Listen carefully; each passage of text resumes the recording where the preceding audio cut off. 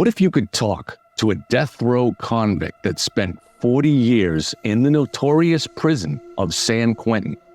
A killer who lived for years with some of the most famous serial killers of all time. Richard Ramirez, the Night Stalker. Lawrence Bittaker and Roy Norris, the Toolbox Killers. William Bonin, the Freeway Killer. Rodney Alcala, the Dating Game Killer. And what if I told you the murderer you will talk to is one of the brightest and most perceptive people you'll ever meet? Someone whose art has been showed in galleries in Paris and London, who has written books and screenplays, who has used his knowledge of serial killers to help police solve cold cases. Bill Noguera has been in prison since he was 18, 40 years, a decade before the rise of the online world. Yet he'd be comfortable in any corporate boardroom. Despite being stuck in a 4 by 9 foot cell most of his life as the world outside changed so dramatically, and even without access to the internet, Bill somehow has a very complete sense of modern life. What does he dream of doing if he ever gets out? Hunting serial killers. And he figures no one, including trained FBI profilers, will be better equipped to do this. In this way, you might see him as the real Hannibal Lecter. In the near future, we will do live shows where you get to ask questions directly to Bill. In the meantime, we'll be posting a series of interviews where he talks about the killers he has lived with, spent time getting to know, finding out what makes them tick. He'll share the intimate details that no FBI profiler ever could learn and give us insights on how to catch these monsters. You'll hear what prison sounds like. While we try to do these interviews in the morning when things are the most calm there, it's never really quiet. Prisoners are issued cell phones, and during calling hours, they can make unlimited calls, though each call is limited to 15 minutes. He has a roommate that's terrified to leave the cell, so in order to have some privacy for our call, he's forced to find a relatively quiet spot outside the cell. You can feel the intensity. Having survived 40 years in this Darwinian environment, Bill listens intently and wastes no words, all the while being sharply aware of everything going on around him. 6'2", 240-pound black belt, he's avoided joining any gangs and therefore is always a target. He's been shanked more than once. So being hyper alert is essential. For our first interview, we'll discuss the notorious Night Stalker, Richard Ramirez. You've heard the saying, the exception that proves the rule. That might apply to Richard Ramirez. If ever a serial killer was made and not born, this guy might be it. Born in El Paso, Texas in 1960, the youngest of 5 children, his father was an abusive alcoholic prone to fits of anger. As an early teen, Richard escaped his father's wrath by sometimes sleeping in the cemetery. By the time Richard was 6, he'd been knocked unconscious multiple times, likely impacting his brain's development. At the age of 12, he fell under the wing of his older cousin, Miguel, a decorated Green Beret who committed serial rape and murder in Vietnam during the war. He boasted of these crimes to Richard and showed him Polaroids of women he'd raped, murdered, dismembered, and decapitated. Miguel schooled young Richard in the military tactics of stealth and killing. In 1973, when Richard was only 13, he watched Miguel shoot his wife in the face, killing her. None of this bothered Richard, whose brain was incapable by this point of feeling empathy or shock. Miguel was found not guilty by reason of insanity, and after being confined to an asylum for several years, he was again on the streets. So by this time, Richard seemed unavoidably on the path to becoming the monster he ultimately did, but as if the hands of fate wanted to be sure, it provided another twist. After Miguel shot his wife, Richard was sent to move in with his sister, whose husband, Roberto, was a peeping Tom that took Richard on his nocturnal adventures. Young Richard was already stalking the night, actually being mentored in it.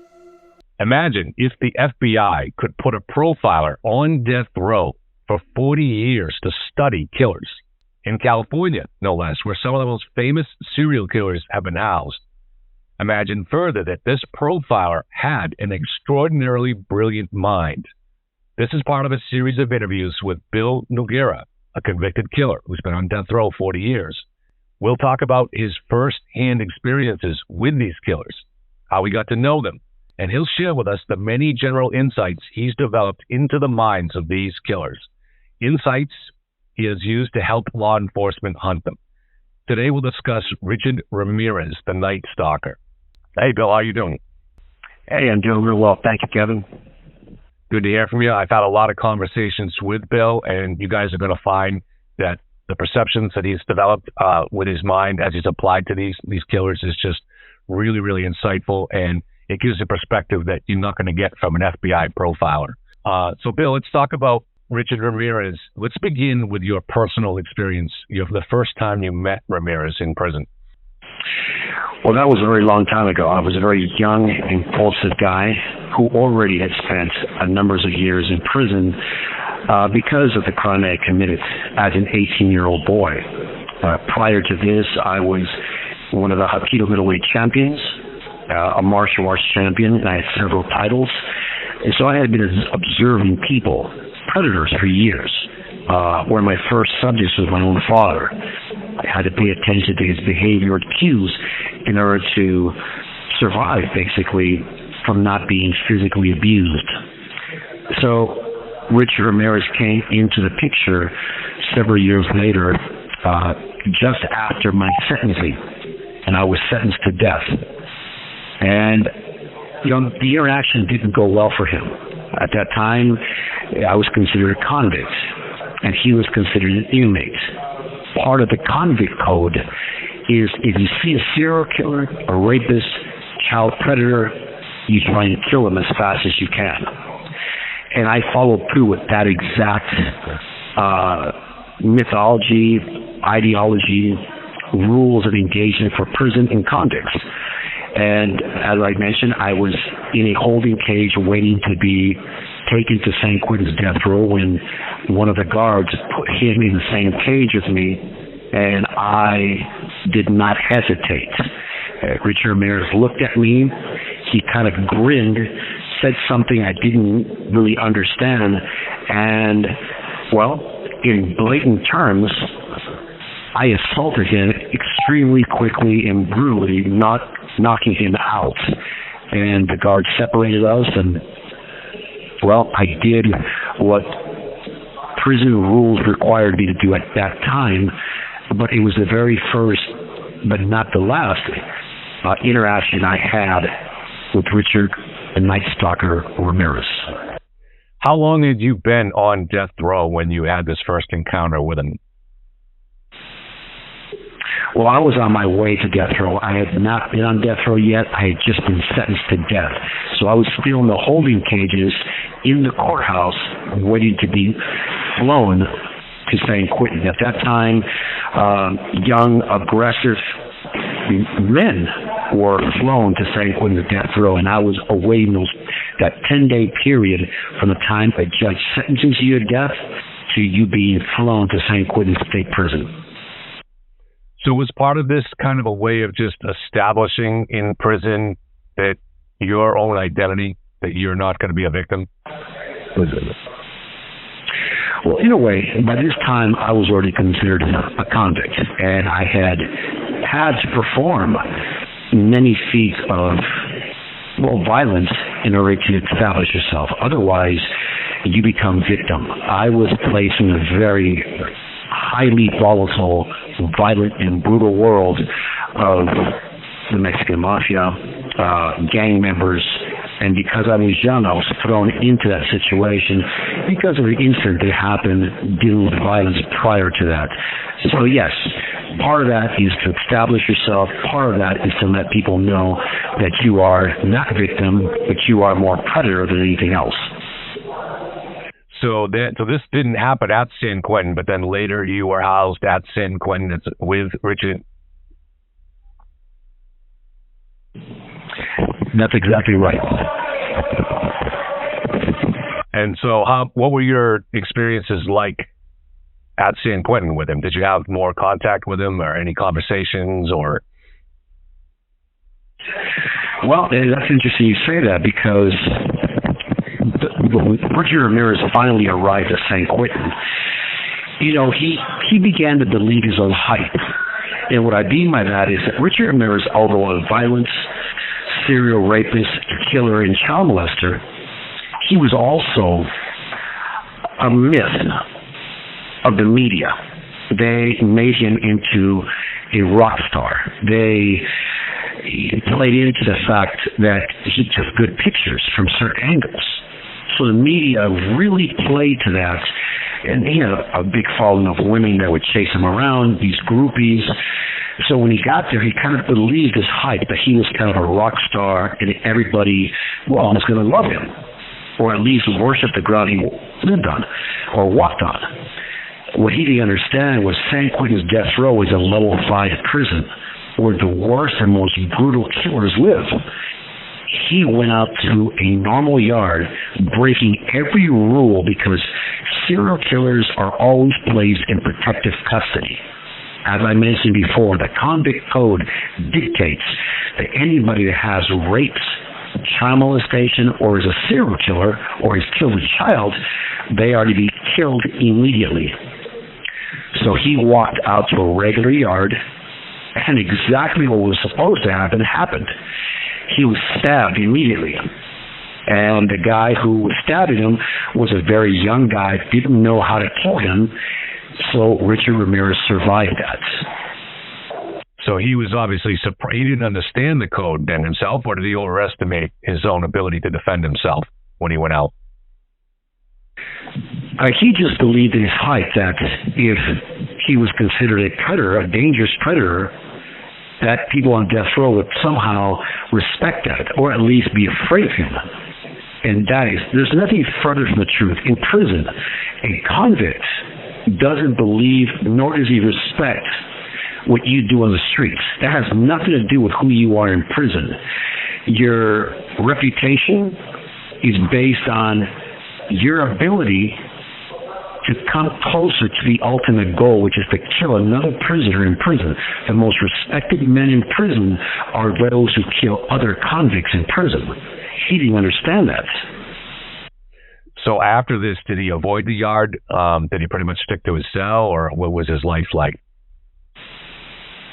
Well, actually, he still believed in that myth that had been given to him by the media, the Night Stalker. And by the way, that is not an original name. The original Night Stalker was D'Angelo, who is now known as the Golden State Killer. He was the first guy that got the moniker Night Stalker. Obviously, years later, because he was never caught, Richard Ramirez was given that handle. So he believed in it. And he told the officers that it was a mistake, that they had mistaken him for somebody else, and that's why they stabbed him. Well, the truth was that people told him that purposely to try and get him out there again so they can kill him. And the guy actually went back outside, and they stabbed him again. And from that point on, he never came out again. Richard Ramirez spent over 2 decades in cell 4, the 4th tier, 110, and he never came out of that cell unless he was going to a visit, to the shower, or to medical. And I know this because I lived on the same tier with him for over 20 years. So when he's in this cell there, what's his life like? Are people taunting him, or is he just pretty much ignored? Well, he had people that he would deal with. One of the persons that he dealt with a lot was with Lawrence Bittaker, the toolbox killer. Lawrence Bittaker and Richard Ramirez had kind of a small business they ran of pornography. They sold pornography to other perverts and other weirdos, guys in that genre. Most people who were gang affiliated or convicts wouldn't even talk to him. How did they get that material into the prison?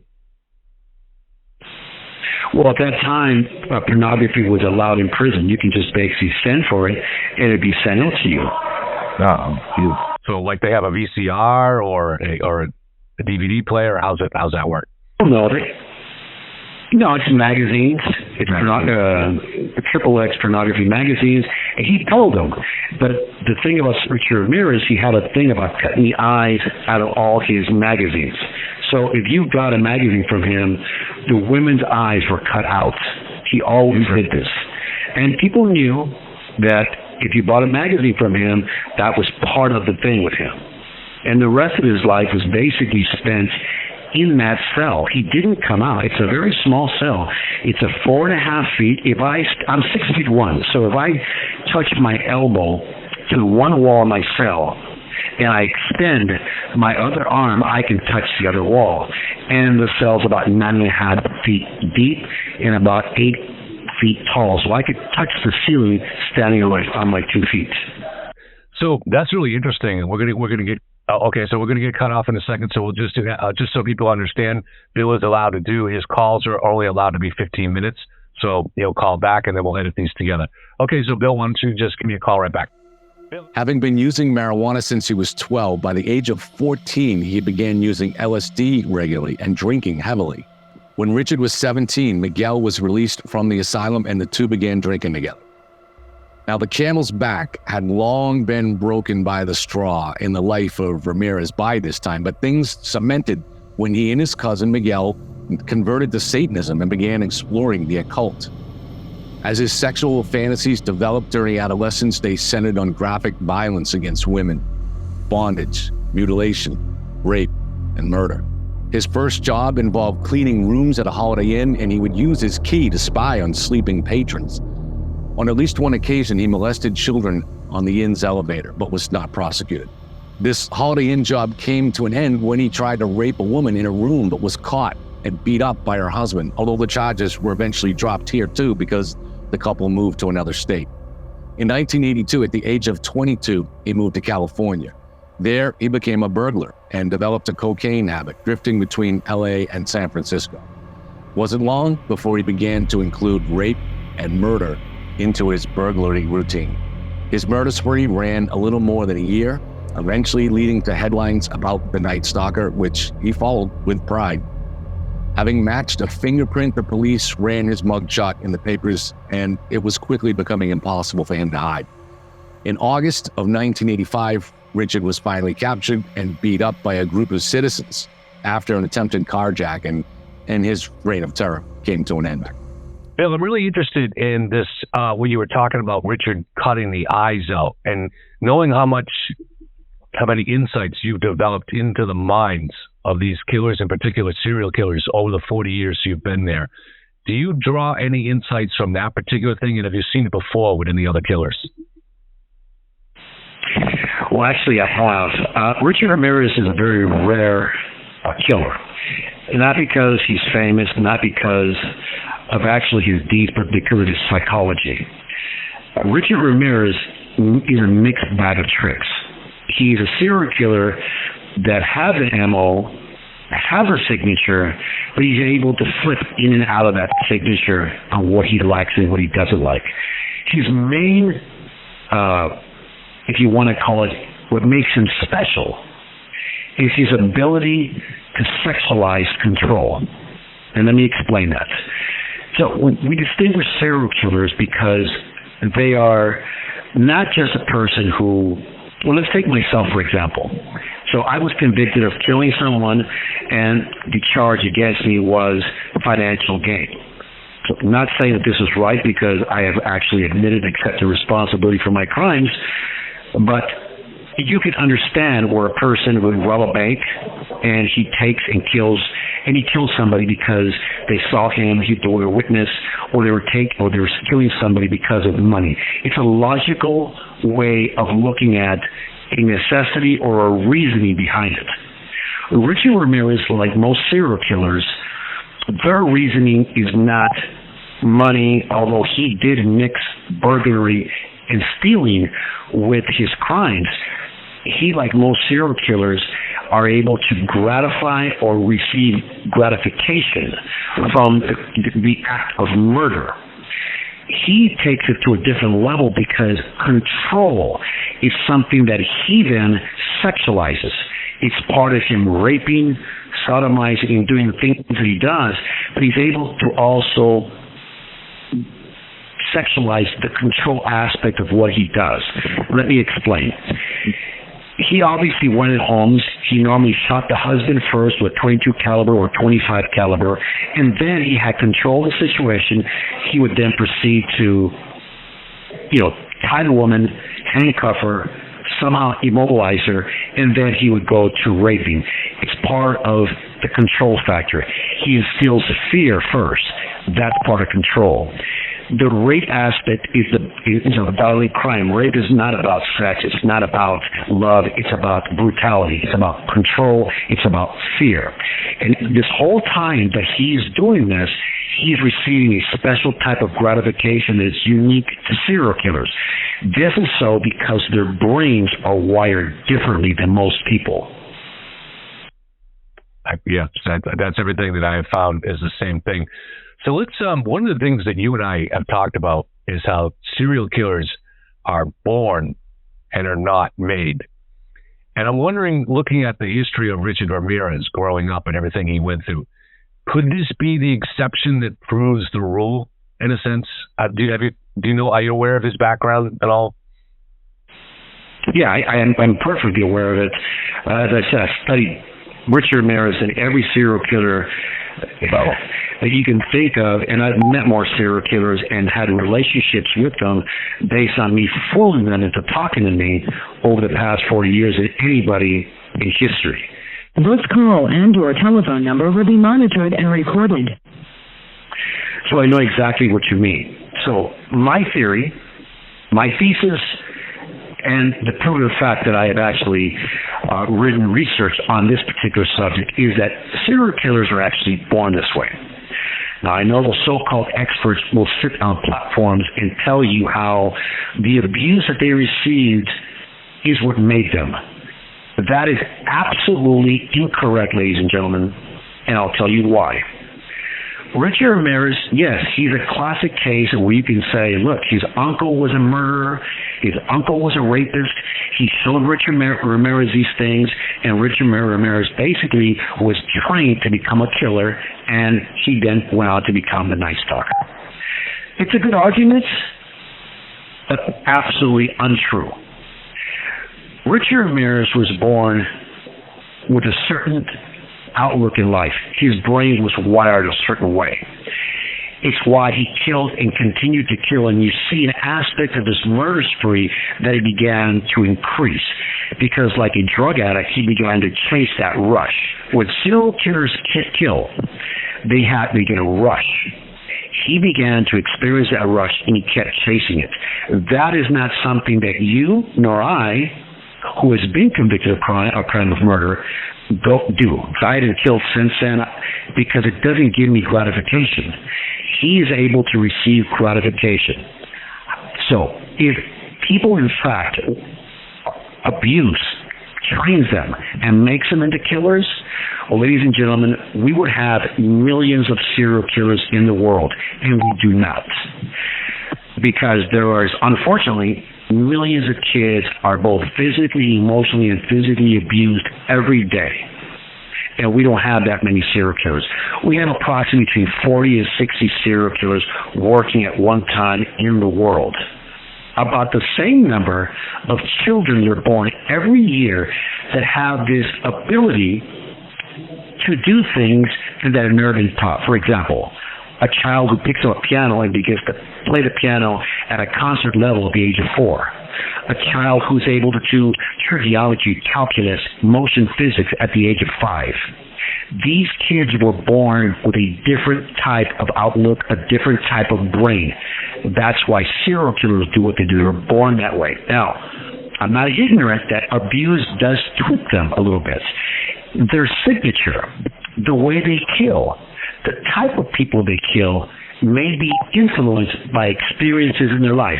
For example, their mother wore red shoes when she abused them, and they kill people with red shoes.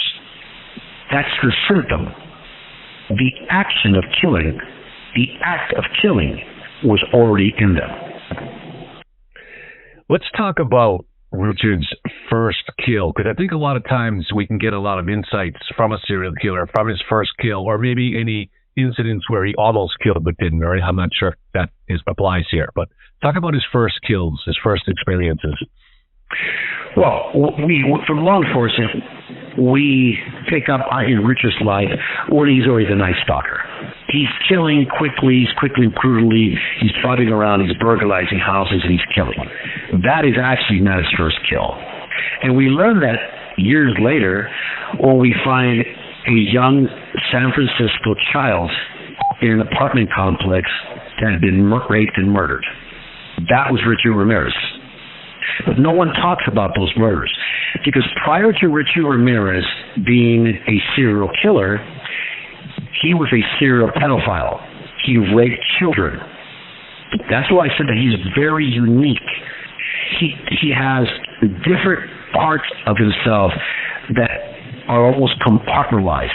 He is and it's rare. You don't see a person who's a pedophile then become a guy who rapes women and a guy who gets involved in other sexual traits. Right. With him, that's very unique to him.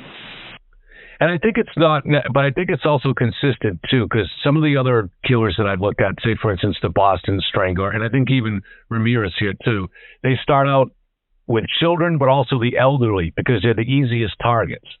So they may not be a classic pedophile in the sense that he's attracted to children so much as those are the easier targets. Does that make sense? Absolutely. An opportunity arises and they take it. And remember I mentioned earlier that he could sexualize control. That kind of takes the aspect of him needing a woman to perform a sexual act on, because it's not so much about the sexual act, it's about the control. So the subject sometimes doesn't really matter to him.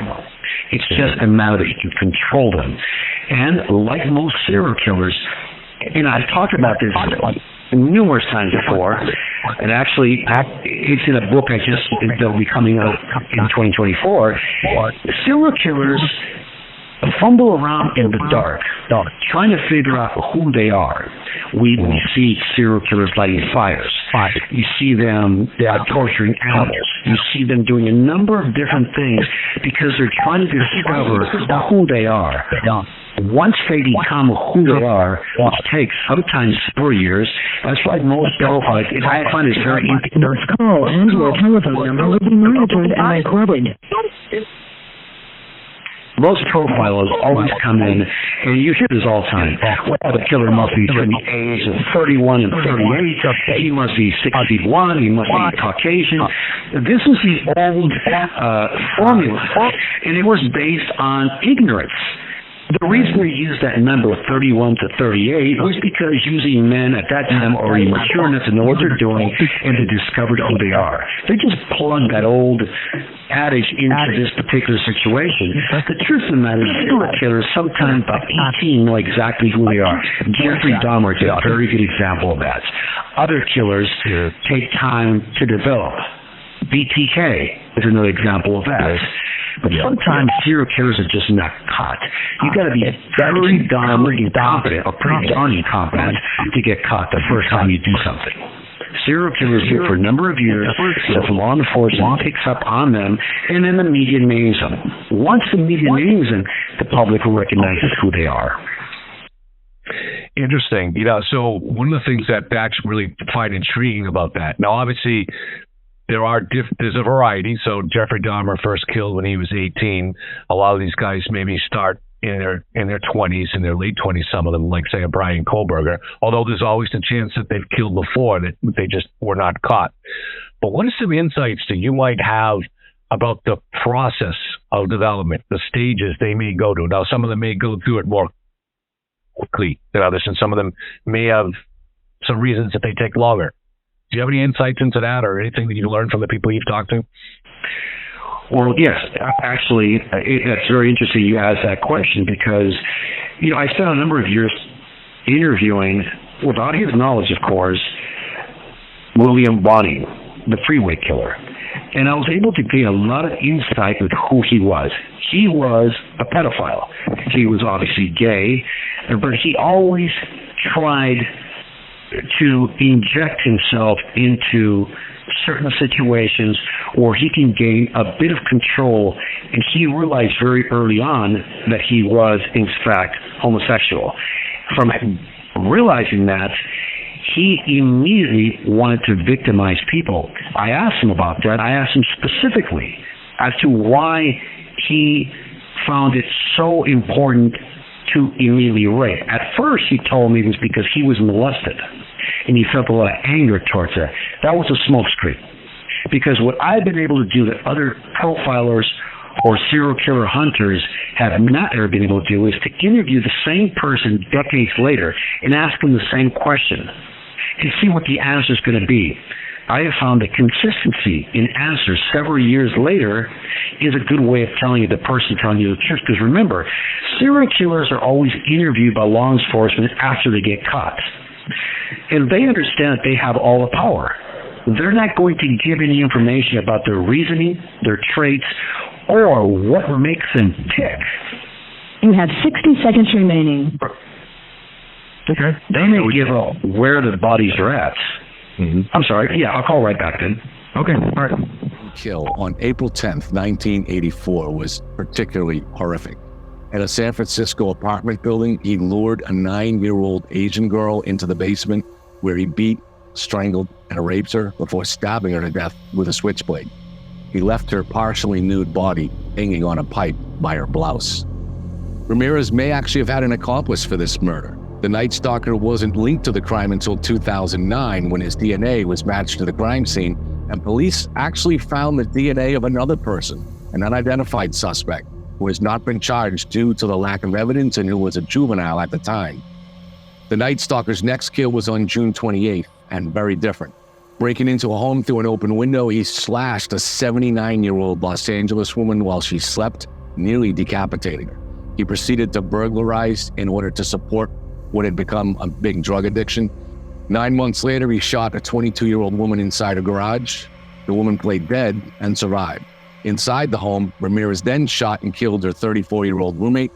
Within an hour of that, he shot and killed a 30-year-old woman as she was getting out of her car. His murders seemed to be the work of an impulsive and disorganized mind.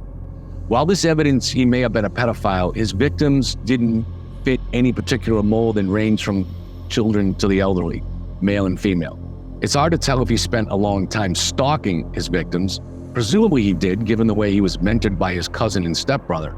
It seems like his drug-addled mind made him act without plan or method. The Night Stalker was a monster that had little control over himself.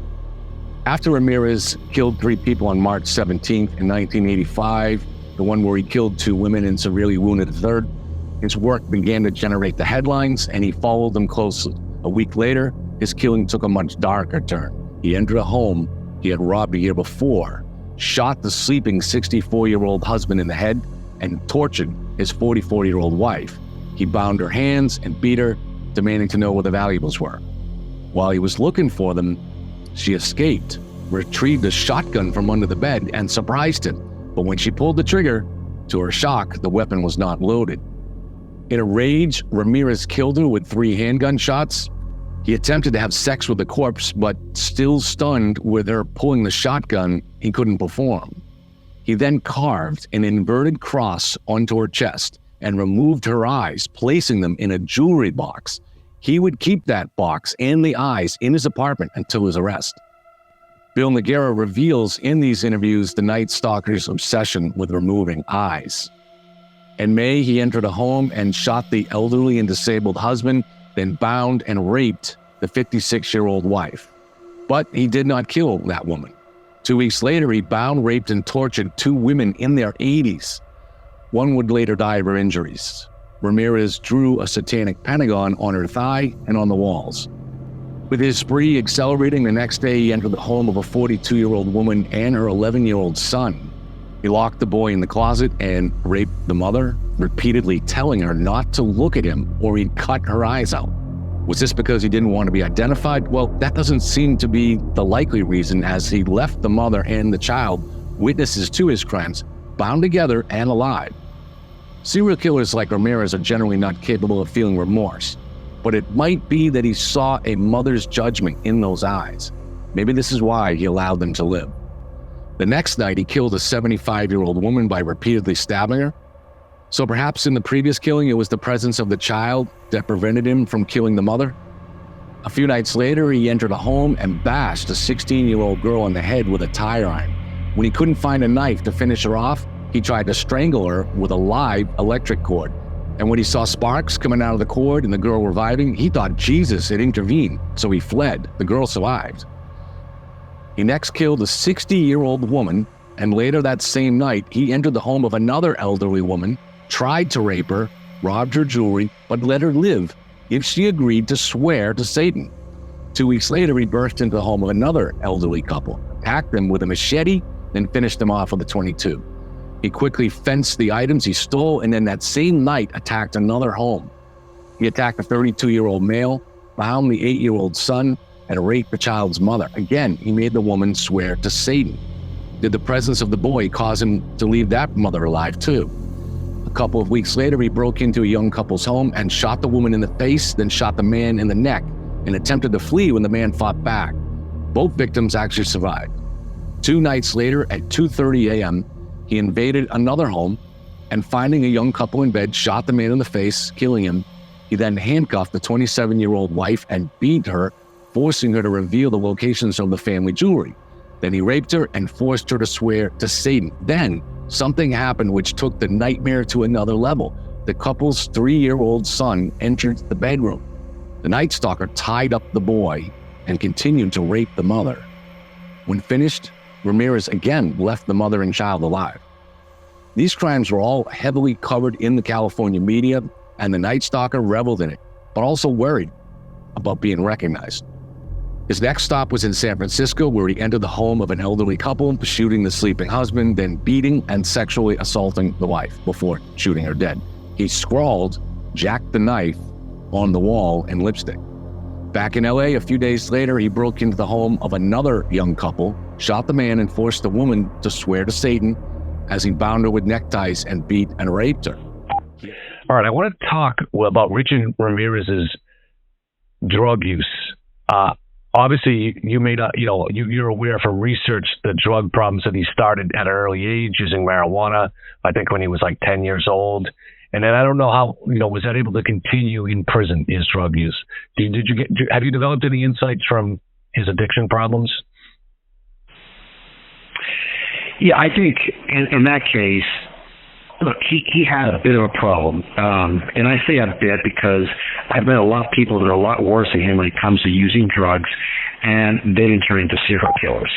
Right. So that he started using marijuana at 5, 10, 15 years of age, really, I believe, has no bearing on his prognosis as a serial killer. Now, while he was in prison, did he use drugs? Absolutely. How do I know this? Well, as I said, I always say this, I'm intimate with every person on the prison yard on death row. And what I mean by that is I'm intimate with their habits. And my life depends on it. I have to know exactly what every person on that yard does normally every day. So if something's going to happen, I can check and read all the different people, what they're doing. If they're not doing what they're supposed to do, it gives me a bit of insight into who may be involved. I did that with Richard Ramirez and every serial killer there. I learned their habits, what they liked, what they did, who they spoke to. Richard Ramirez is no different. Yes, he used, at a time, methamphetamines. They call it meth, crank, speed, whatever you want to call it. But it wasn't so much of a problem that he was chasing, where he was giving up everything, his television, etc. He liked to get high. But that had nothing to do with him as a serial killer. Right, but obviously one of the problems with psychopaths, in particular type 2 psychopaths, is that they are more prone to addiction, and they do need that kind of high that they're lacking because they're normally low in dopamine. So this would be consistent with him being a psychopath, right? It's consistent, but not necessary. So you mentioned L-dopamine. So most athletes experience what's called the athletic high. That happens because a person's brain releases L-dopamine, known as L-dopa, and it's what gives you the adrenaline rush. With serial killers or other killers, they get that rush. So when they're not feeling the rush, something like methamphetamines, cocaine, and other drugs can give you that type of rush. It's small. The act of raping while he's killing, that rush is 100 times more powerful than cocaine, methamphetamines, or any type of barbiturate that they can take that gives them a bit of that same rush. Let's go back to just some of his crimes, because I know that he probably didn't discuss these directly with you. I know we're going to allow the other killers that we'll meet in our discussions did, but you scared the crap out of Ramirez, so he probably did not. But he may have discussed it with other people that you talked to. So his first crime, I think this is the one you were referring to, was a 9-year-old girl, Maya Lung, and this was in the basement of an apartment building. She was with her 8-year-old brother and looking for a lost $1 bill when Ramirez approached the girl and told her to follow him into the basement. And it was once they were in the basement that he beat, strangled, and raped her and then stabbed her to death. And he also hanged her partially nude body from a pipe by her house. So did he talk about this with anybody there that you're aware of? The thing about Richard Ramirez is, yes, the thing about Richard Ramirez and my relationship or lack of relationship with him was based that, yes, I did scare the crap out of him. And I was able to observe him. I spoke to a number of people. This call and/or telephone number will be monitored and recorded, including other serial killers. But he and I did not sit down and discuss things as I was able to with other serial killers. So I don't have an insight into how he did things, but I know one thing. He used to joke about the victims in his cases, specifically that child that he no remorse his first victim. No remorse. No joke about it. Nothing. If you look at some of the interviews that he did over the years, he did those interviews with one goal in mind: to further his fame, to give himself more of a reputation. Richard Ramirez liked the fact that he got more mail than anybody on death row. He would get hundreds of pieces of mail from women around the world. He also got married on death row. And, we mentioned this before, that Richard Ramirez did not recognize me for years. When I basically beat the crap out of him, I didn't have a goatee or a Van Dyke. I just had a mustache, and I was a lot younger. When we ran across each other in the visiting room on death row, he had no idea who I was for several years. Until at that time, my wife asked me to shave my goatee, or Van Dyke, if you will, and I just had a mustache, and I was standing in the visiting line, and he looked at me, and suddenly he sucked in his breath. He recognized me. He fell backwards, fell over a bunch of chairs, and he scampered away like a cockroach. And then he told all the women in the visiting room that I had assaulted him. And my response was, really? I'm the bad guy here? So we didn't have that close of a relationship, but I did have a chance to study him closely, and I think you can get a lot from observing people for decades than just speaking to them, because you learn a lot from a person's actions. Right. So women were allowed to visit him, and these were people that just developed a fascination with him and were able to come in and spend time with him. Yes, but this is at San Quentin's death row. If you were a grade A inmate, meaning that you were considered not as violent as some of the guys, you were allowed, and that means in prison, not what you do in the streets. He was allowed to get full contact visits with his female or male companions, and he had a lot of them come and see him. Wow. So he's basically allowed like a conjugal visit kind of situation. He didn't get conjugal visits. He got a full contact visit, meaning you walk in. It's basically a cafeteria. You're able to walk in. You can hug your family member, kiss them. You can walk around holding hands. You can go buy things in the vending machine. This call and/or telephone number will be monitored and recorded. It's basically an open room where people can just have a visit and enjoy their family. Unfortunately, for most of the guys there, you have creeps like Richard Ramirez and a number of these serial killers that were in that visiting room as well.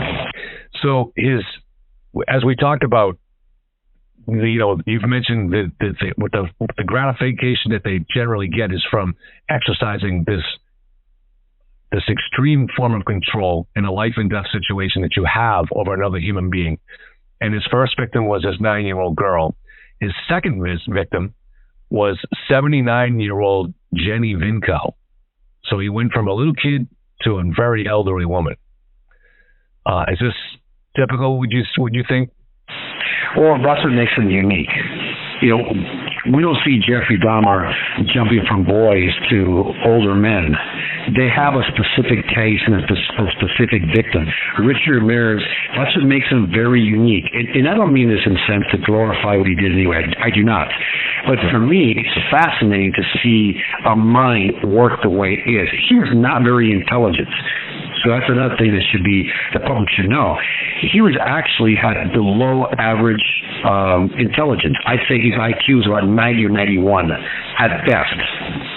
Not very intelligent, but his mind was already grasping what it was that he needed. And as I mentioned before, his sexual gratification was the most important thing to him. How he got it didn't matter, as long as he can exercise control, because for him, control heightened everything, and he could sexualize control. So one of the things that I've seen too, and just even looking at the way dopamine works in the brain, is that for a lot of these guys, the most, or some of the largest release of dopamine they get actually is during the stalking phase of the killing. So they might, like you've talked about, I think you mentioned your theory in the Idaho murders, where the killer might have spent Richard Kohlberger time in a closet stalking them. So looking back at the Richard Ramirez case here, in the first kill with the little girl, do you think that was spontaneous and impulsive, or do you think there was a stalking aspect to it, or is it just hard to say at this point? Well, yeah, it's an interesting question, because most organized killers stalk, watch the victim like Kohlberger, and then act on it. Actually, fantasize about it. With Ramirez, there is no way he would know that those two children were looking for $1 in the basement at that time. So more than likely, he actually came upon them, and at that moment decided to do what he was going to do. It doesn't mean that he was not aware of her and hadn't seen her before and been watching her and saw them go in there and follow them into the basement or into that area of the apartment building. So it works both ways. And as I said before, these killers don't tell law enforcement reasoning, traits, or what really happened. You know, you can basically calculate what happened by the person died, so obviously he went down there and he killed her, but you don't know what he was thinking. Serial killers never give that kind of stuff up unless you're a temper who loves to talk about everything, and he has an agenda as well. So these serial killers, when law enforcement interview them, they may admit to killing the person, they may tell them where the body's at, but they're not going to give up the most personal thing that they are involved with. Remember, to them, the act of killing is the most monumental act that they've ever done. It's very personal to them. It's very private. And although they share it with the public by calling the media or watching as law enforcement collect evidence, the real aspect of why they did it, their reasoning, their trace, is always kept secret unless you're able to get under their skin and figure out what happened by, well, look, we've talked about this, and I've said that, I'm the Jane Goodall of serial killers. I actually lived with them for 40 years. These serial killer experts that talk about serial killers read the case. They have no insight. They don't understand what makes these particular animals tick. Have they organized with them? Absolutely. And I can say to people, you're gonna experience this as we go forward in all of these interviews, because I've already spent many hours talking to Bill, and he definitely has insights that are different and consistent with what the theories that I have found on the general observations about psychopaths and the way their brains work. And so everything he has told me tends to ring true. But it also tends to be a different kind of insight that you would get from an FBI profiler who the professional profiler is just getting what the serial killer wants him to know. But that's different than when you get to spend time in the cafeteria with someone and get him tell the story over and over again. We start to pick up some of the slight changes in each telling, so which can be revealing as to what really was going on in his mind. Okay, we're back with Bill Noguera. Bill, there's a lot of things I want to go into here. I want to start here, though. You talked about the organized killer or serial killer. Tell us about the difference between the organized and the disorganized serial killer. Okay.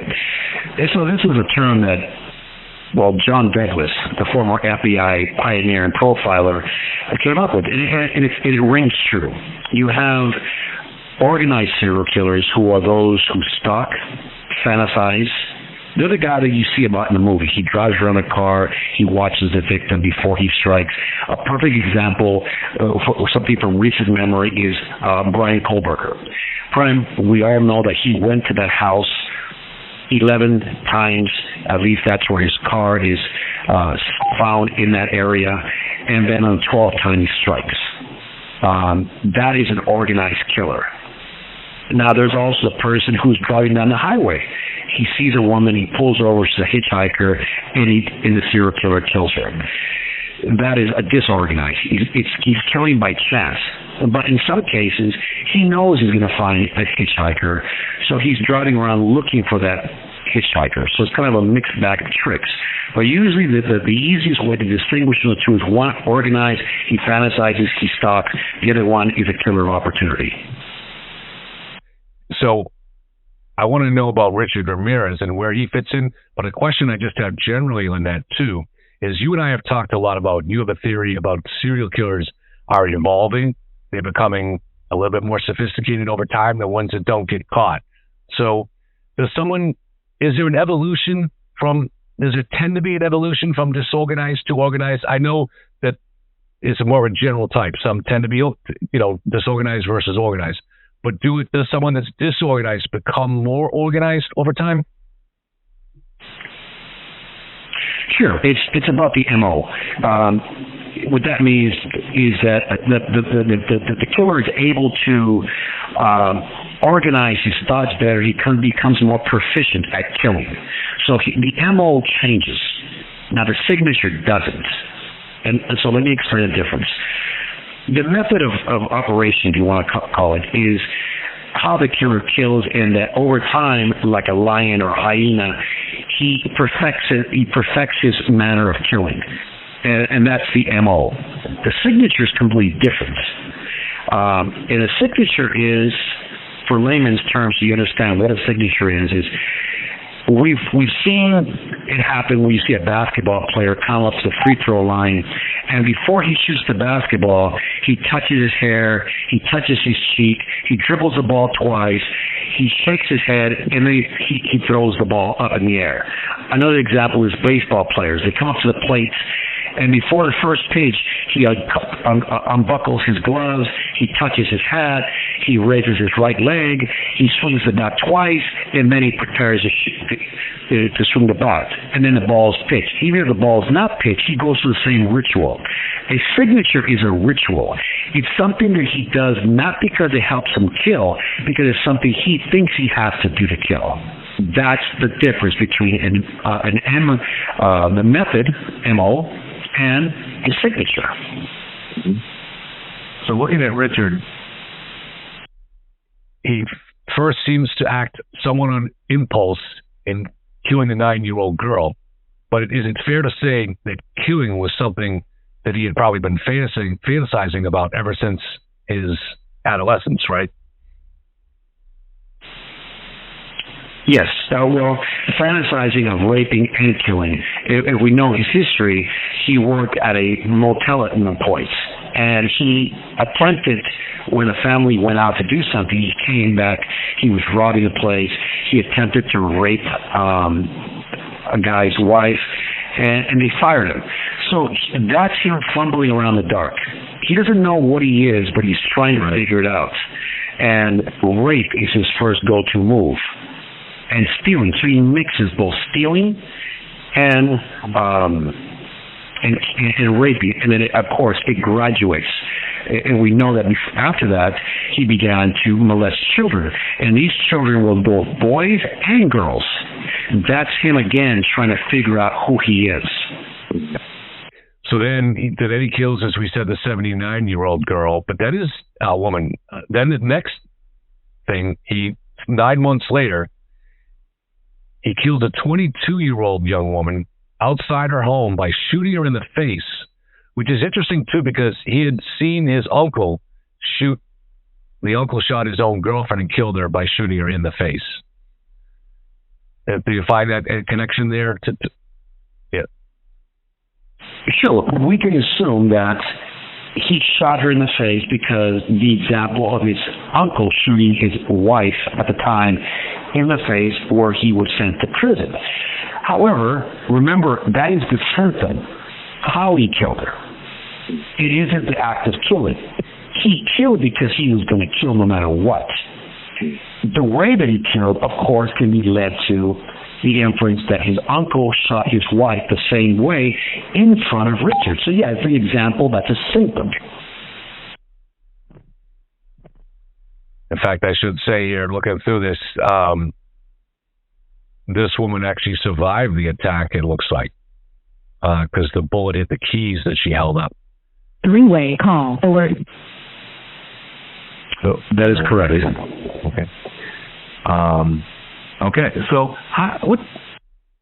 Now, you've mentioned that you believe that Richard was born to kill, and that maybe the circumstances in his life made sure he became that and then acted it. So was there any triggering moments? I'm interested in trigger. One thing I'm very interested in, Bill, is the idea of triggers. Is something that triggers someone to kill. And I don't mean to say that they were not going to be a killer and had no interest in it, and then something triggered them and switched them into something else. But maybe there was something that was preventing them or holding them back from enacting on their fantasies, and then something in their life triggers them. Do you have any thoughts about triggers? Well, I don't know if so much triggers as them get to the point that they do it. Take a child who rides a bicycle. He doesn't immediately jump on the bicycle and try and jump over a car. He has to develop. There is a road that they have to go through. Certain things have to be met. It's like crawling, then walking, then running. With them, Richard Ramirez, it was stealing, raping, and then killing. So he had to crawl, walk, and then run. It's that simple. And people tend to overthink this.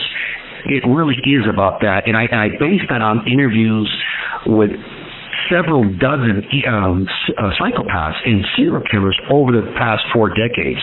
They all told me the same thing. And that's when you start developing a thesis, a pattern where the brain of a human works a certain way.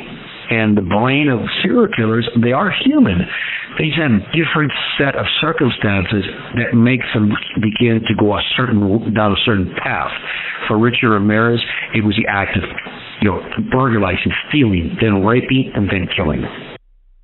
Are there any general insights we can get from Richard Ramirez, or that you get from Richard Ramirez, that might help, that could be applied to other killers, whether unsolved cases or they're comparable cases that you'd like to reference that might be similar? Well, I also like to say that every killer is different. Every serial killer has different. Now, we can generalize them. We can find them in categories. Richard Ramirez is very difficult to put in a category because of everything involved in his cases. He mixed motives: stealing, rape, control, sodomy, child molestation. He had so many layers to him. He was a true psychopath. And what I mean by psychopath and sociopath is that Richard Ramirez had no conscience, no empathy. He did not have any remorse.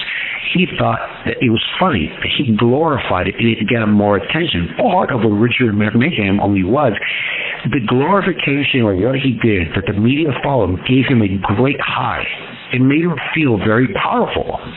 in his own little world, that's what got Richard Ramirez going. The more the media played into it, you notice, if you go back into 1984, 1985, and you see the newspaper, every radio station, every television program was showing the killings of Rick the Night Stalker. They didn't know who he was.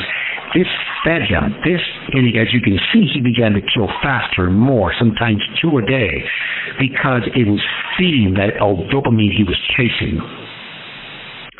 So do you think, now, we've talked about some of the more fascinating conversations that we've had in private are about the evolving serial killers, but obviously not all of them. Do we see any signs with Richard, or is he just not intelligent enough? Or do we see any signs that he evolved at all? Or did he become more reckless as he believed his own myth? Yeah, I think the latter. He became more reckless. And it was because he was only chasing that high, that rush of the kill. He, in no way, shape, or form, constitutes or represents what I consider where serial killers are evolving. He was purely instinctive. He killed out of impulse, he killed out of instinct, and that's it. Now, we have spoken about this, and, you know, I'm the first person that's talked about this, again, because of my insights. But there is an evolution. This call and/or telephone number will be monitored and recorded. Like any person, any society, serial killers are evolving.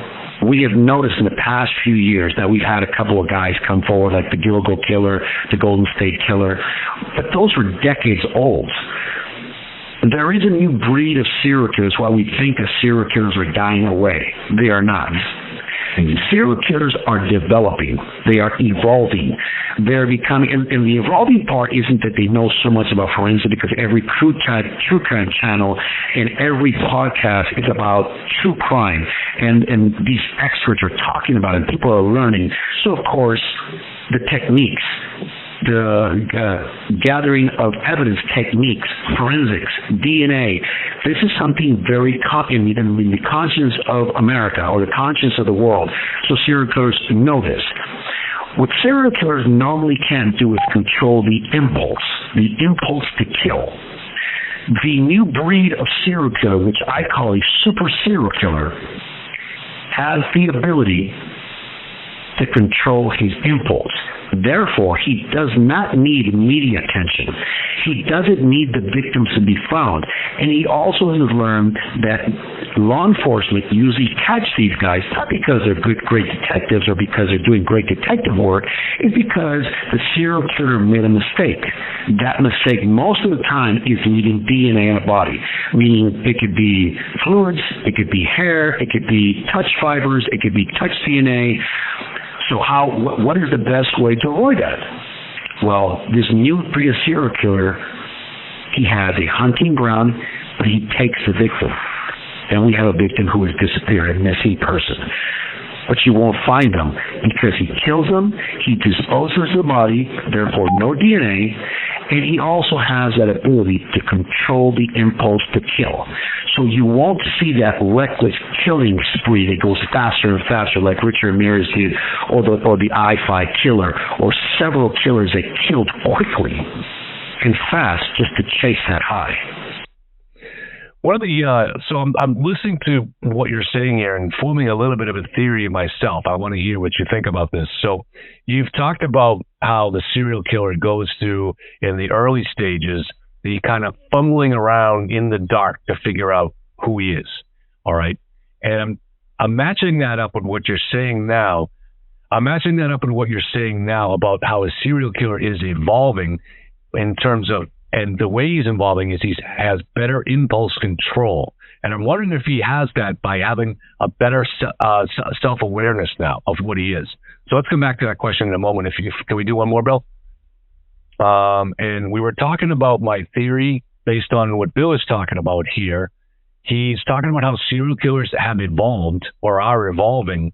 And the reason they're evolving is they have a better impulse control. And I'm wondering if this relates to having a better self-awareness just from even maybe some of the literature that they're reading about other serial killers and psychopathy itself. What do you think about that, Bill? Well, I think you're partially correct. Yes, they have a better awareness of who they are. They hide their trail better. Instead of lighting fires and torturing animals when people find them, from very early on, if they torture the animals or if they're doing something destructive, because destroying is a very big part of serial killers. I've talked to several dozen of them, and they always refer as a victim as someone they destroyed. When they raped the person, when they killed them, they destroyed the life force. That was very important to them, and I saw this in a number of cases. So yes, if you have an individual that's developing quicker, he's more self-aware, he has better impulse control, then if he is killing animals, he's taking them somewhere where you can't find them. A lot of the earlier serial killers would put them on display to kind of show and mark territory, show who they are. Remember, they're very instinctive, and we're also animals by nature. I mean, we actually, not by nature, we are animals. The only difference between us and, say, a wolf is that we have the ability to reason. So you're right. These guys do have a better self-awareness. And I know always people have been asked, well, how do you catch this guy? Is this guy a super cod that you can't catch? You can't catch him. And the way to catch these killers is you'll have to, of course, there will be victims. You have to see the trail. Once you see the trail, you have to backtrack to their beginnings. The only way to catch these guys is to catch it in their beginnings. Because if you find out about them later on, you're not going to catch them. They're too clever. Let's take Kohlberger, for example. He was a PhD candidate. He was a teacher's aide in a criminologist class. He knew forensics. He knew all these things. But yet the thing that he had that he could not control was his impulse. He went to that house with the intent to kill. Things didn't go the way they wanted to. And I know about this case a lot, Kevin, because I was actually called in to talk about it. Because an FBI profiler and CIA profiler actually commented on what I was talking about with this case. He went there with not only the ability, but the intention to kill. Some things threw him for a loop. And when that happened, his instinct kicked in. He forgot about everything he knew about forensics, about touch DNA, and he allowed his impulses and his instinct to take over. That's what got him caught. Right. It's interesting because one of the things that people, if you're a serial killer and if you're reasonably intelligent, there's some part of you that has to know that there's a very good chance that it's not going to end well for you personally, because most of the time these guys get caught. So you're going to end up on death row. But yet they still are in the grips of something that they just can't quite resist. But in an evolving serial killer, they may be able to control it just enough where they can delay gratification and be a little bit more disciplined in what they do. Is that what you're saying? Sure. Think of it this way. We all know that if you drink and drive, there's a good chance you're going to get a ticket, pulled over, put in jail, or you're going to cause harm to someone else. But, that liquor, that high, that you're an alcoholic, it completely throws away your logic and you do it anyways. Same thing with drug use. You do it. You know it's going to lead to a bad life. You do methamphetamines, eat your teeth, your life goes to hell. You still do it. Serial killers in the same way. They're looking for that gratification. This call and or telephone number will be monitored and recorded. Once they're stimulated, they can't control it. They're chasing it. It's like a teenage kid who's a beautiful girl. You've got to chase her. Same thing.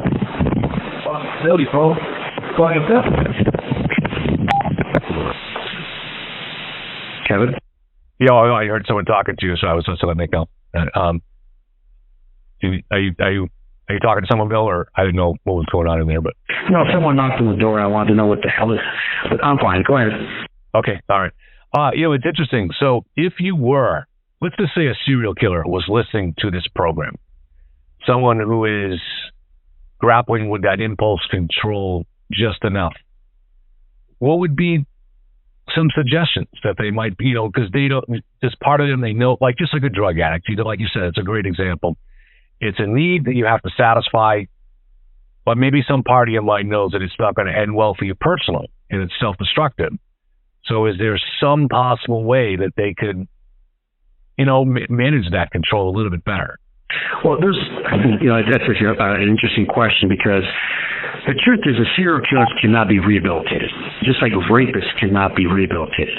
They are going to do what they do no matter what, because nothing's important to them but their own gratification. And I know there's a lot of people are going to think that you can rehabilitate a serial killer. Please listen to this. You cannot rehabilitate a serial perpetrator or predator. You cannot. And if there's a serial killer listening to this program, which I'm sure there is, and I'm sure he's smiling to himself thinking, I'm never going to get caught. There's no way what this guy's telling people is it going to catch me. Well, I beg to differ. No matter what I say, it's not going to stop a serial perp or serial predator from stopping for what he's going to do. So there's no advice. This isn't a child that I'm saying, look, don't use drugs. These are the effects of it. That does not cure a serial killer. All I can tell a serial killer, if he's listening, which I'm sure they are, is that you will get caught. And it's not going to go good for you in prison. Look, I'm doing this for a reason. You and I had a very long talk about this, Kevin, about why I do what I do. First of all, I'm good at it. But this is my way I pay my debt to society that I could never pay. Believe me, taking a human life is something you just can't pay back. But I'm going to do my damnedest to help bring finalizations to victims' family. It's why I'm contacted by several dozen families every year to try and look at cases, cold cases, so I can bring the case back to life and maybe give some insight about what that killer did and who he really is. So if you're a serial killer, and I'm looking at you, you're going to get caught. Because you can't hide from me. That's right. That's right. And the only limitation, I hope that someday in the future we can develop a system, or they accept a system where we can build information a little bit more rapidly on these cases, because there's a process that you have to go through. And I understand the security situation that applies to that. But if we could get him information quicker, and I think we could probably save some lives and definitely lead to some resolutions. I wanted to mention to you too, Bill, I don't know if you've heard of this guy, but he's a criminologist called Peter Vronsky. And he has but one of his theories is that serial killers increase the generation after a large war was fought involving, say, the United States. And the reason is because the fathers come home and they tell stories in front of the children, with their war buddies and stuff, that are very graphic, involve graphic violence. And this hits the children as they're at that age where they're developing sexual ideas too. So when they're, 10, 11, 12 years old. Now, as you would rightly say, that's not going to just develop a normal person into a serial killer. But someone who's born with that kind of a brain, could that help start wiring that brain more in that direction at that age? Do you hold anything to that theory? Because it does look like Ramirez did have that here. His uncle coming back from Vietnam spent a lot of time talking about these horrific things that he had done in Vietnam. Yeah, I've heard about this doctor's theories, and look, eating too many Twinkies on Saturdays when you're developing could contribute to. It's just not true, and I'll tell you why. These men that went to war, and again, I always honor our servicemen. They give us freedoms that we normally wouldn't have. That's what makes this country the best country in the world. So my respect to those servicemen and women. But that has nothing to do with serial killers, and I'll tell you why. If you go into Los Angeles or some of these areas where gang activity is at a height, you have hundreds of thousands of children exposed to gang violence where their fathers are gang members and they are talking about killing the other gang member and all this glorification for the gang and everything. And the only thing that affects them is the kid joins a gang. They don't become serial killers. Ladies and gentlemen, there's a big difference between a person who kills somebody for a gang, because even if you kill 10 or 15 people, the logic is they're doing it for the gang. It's a war between another gang, and just like a war from, Russia and the United States or whatever, there is a numbing effect that they're doing it for the gang, so there's really no consciousness of what they're doing, because they're doing it for a bigger picture, which is that gang. So it's like a serviceman will say, look, I'm fighting for the United States. He doesn't feel terrible about killing a German or a different person within the country. Again, it has zero to do with serial killers. These serial killers are not killing. These gang members are not killing and getting gratification out of it. Now, there has been a couple of cases where gang members are serial killers. There's one in Los Angeles, and I actually met the man. We'll speak about it in future episodes. But he was a gang member. He was killing other gang members, but on the side, he was raping and murdering women in his neighborhood. He killed 20-plus women. That's a whole different animal. War has nothing to do with serial killers. As much as I'd like to respect the doctor's opinion, he's absolutely incorrect. Okay. All right, Bill, why don't we wrap it up here, since we've only got about 2 minutes left on this call. This is the reason we're doing this, is to bring information, to educate the public, so they are not victim to these perpetrators or these predators. I always like to end my episodes, or when we're at a talk, with, be safe, be aware of your surroundings, because your life can depend on it. It's what I always say, and it exactly means that. Always be aware of your surroundings. Watch. I'm not asking you to be paranoid because there's a serial killer around every corner, but you should always watch. Never leave yourself in a situation where you're alone. If your instincts are telling you you are afraid, pay attention to them. It could lead to you saving your own life. Some general observations we can make about Richard Ramirez. Males had no sexual appeal for him, and he had no interest in torturing them. Men were just to be disposed of so he could get on with the looting of the homes and the raping and torturing of the women. His rape victims range from 9 years old to women in their 80s. The presence of a boy in the home seemed to make him more likely to let the mother live. We should note that he was high on drugs all the time, not as an excuse for what he did. The drugs didn't cause him to murder, but to understand that the various drug states could affect his changing MO in these crimes. Also noteworthy is how, in at least one case, he ordered the victim not to look at him while he raped her. Did this with the woman whose son was locked in the closet. So it's tempting to wonder about Richard's relationship with his own mother. Like, did he feel harsh judgment in the eyes of some of the victims if they reminded him of his mother? Bill discussed in the interview how Ramirez removed the eyes of the women in the porn magazines he used in prison. Serial killers are incapable of empathy or remorse, and they bask in the notoriety of their media image. So they don't have a conscience in the usual sense. But there are elements of self-image that impact how and when they kill. It's very important to keep that in mind. Okay, thank you, everybody. Please hit subscribe and notify, and we'll see you in the next interview.